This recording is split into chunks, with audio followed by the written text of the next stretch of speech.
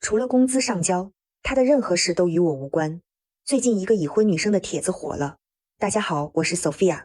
這個女生在帖子裡說，她上交工資，我們分房睡，行程互不過問，她的衣服自己洗，她每天吃完飯出去玩到10點多，周末出去玩我也不管，我休息時就逛街、刷短劇、看自己喜歡的明星，每年幾次出去，線下追喜歡的偶像，我覺得這樣挺好的，沒有爭吵，何樂而不為？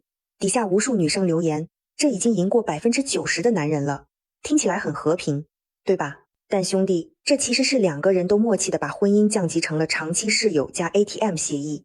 他選擇把情感外包給短劇、明星和偶像，你選擇用錢和忍讓換取表面的安寧。這種看似和平的婚姻正在偷偷廢掉你。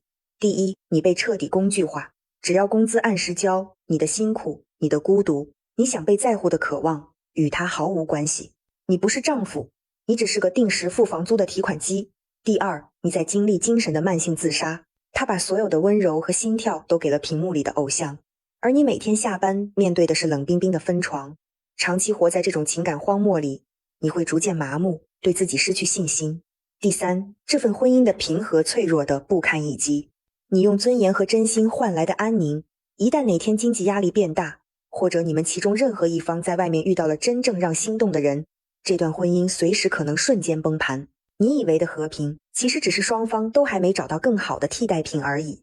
兄弟，別再用繼續忍、繼續交錢去維持這種低配模式了。Sophia 想說，這段關係走到今天，雙方都有責任。他把你當成工具，你也默許了這種低配模式。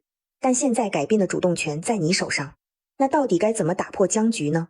怎麼讓這段婚姻重新回到正常的軌道，讓你們雙方重新燃起對彼此的激情和依戀，而不是繼續做對方的提款機和室友？具體可以從這些開始：一、勇敢表達你的情感需求，停止用金錢換取表面的安寧。2、每周至少安排1次深度對話和約會，重新拉近心與心的距離。3、好好提升自己，找回吸引力和價值感。當你变得更好，你對婚姻掌控感就越大。